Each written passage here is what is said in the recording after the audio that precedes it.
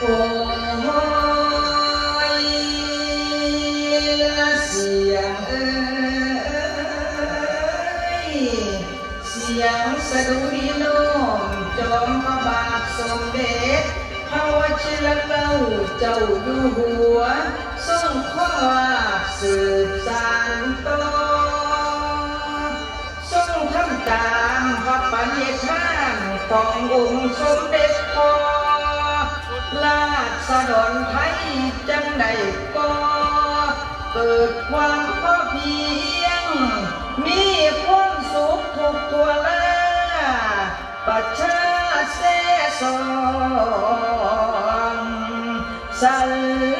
เสริญประชาเสสอง